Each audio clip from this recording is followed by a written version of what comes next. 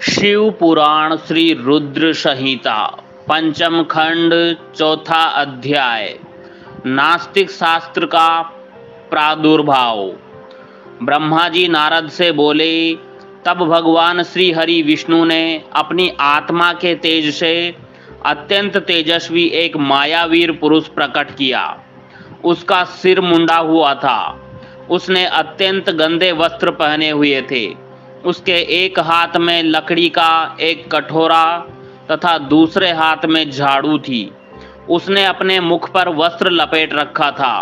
व्याकुल वाणी में उसने श्री हरि को प्रणाम किया और पूछा, हे प्रभु, मेरी उत्पत्ति का क्या प्रयोजन है? भगवन, मैं कौन हूँ? तब श्री हरि विष्णु ने उत्तर दिया, हे वत्स, तुम मेरे शरीर से ही उत्पन्न हुए हो, इसलिए तुम अरीह नाम से जाने जाओगे। तुम्हें मैंने एक विशेष कार्य के लिए उत्पन्न किया है। तुम बड़े मायावी हो।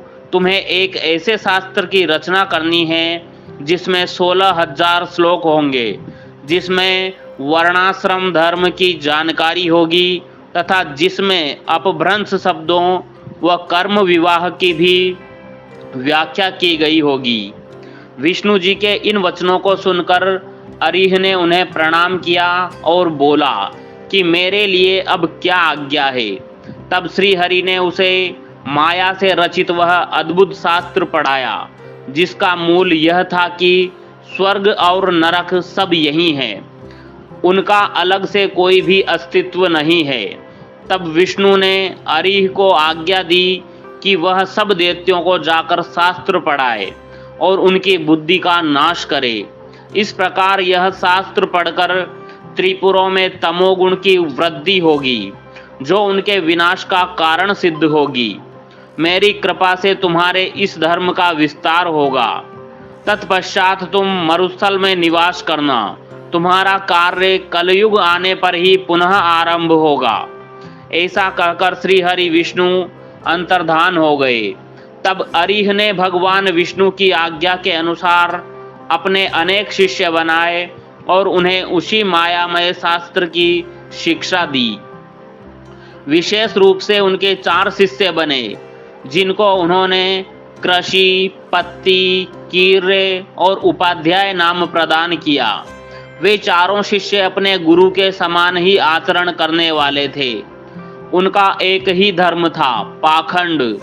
वे नाक पर कपड़ा लपेटे गंदे वस्त्र धारण करके इधर उधर घूमते रहते थे। एक दिन अरीह अपने चारों शिष्यों को अपने साथ लेकर त्रिपुर नगर में चले गए। वहां पहुंचकर उन्होंने अपनी माया फैलानी आरंभ की, परंतु भगवान शिव की कृपा से उस त्रिपुरी में उनकी माया का प्रभाव नहीं हो रहा था। तब उन्होंने व्याकुल होकर भगवान विष्णु का स्मरण किया। भगवान विष्णु ने अलौकिक गति से सभी बातें जान ली। भगवान शिव का ध्यान करते हुए विष्णु जी ने, हे नारद, तब तुम्हारा स्मरण किया। अपने स्वामी के स्मरण करते ही तुम तत्काल उनकी सेवा में उपस्थित हो गए। उन्हें प्रणाम करके तुमने याद करने का कारण पूछा।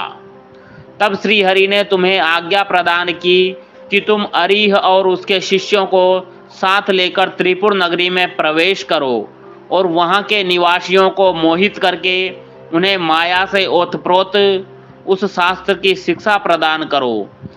अपने आराध्य भगवान श्री हरि की आज्ञा शिरोधार्य कर तुम उन पाखंडी ब्राह्मणों को साथ लेकर त्रिपुर नगरी की ओर चल दिए। वहां जाकर तुम तारकाक्ष, कमलाक्ष और विधुनमाली नामक त्रिपुर स्वामियों से मिले तथा उनसे उस मायामय शास्त्र की प्रशंसा करने लगे। तुमने उन्हें बताया कि तुम इसी शास्त्र से शिक्षा ग्रहण करते हो। यह बात जानकर उन त्रिपुर स्वामियों को बड़ा आश्चर्य हुआ और वे उस मायामय शास्त्र की माया से मोहित होने लगे।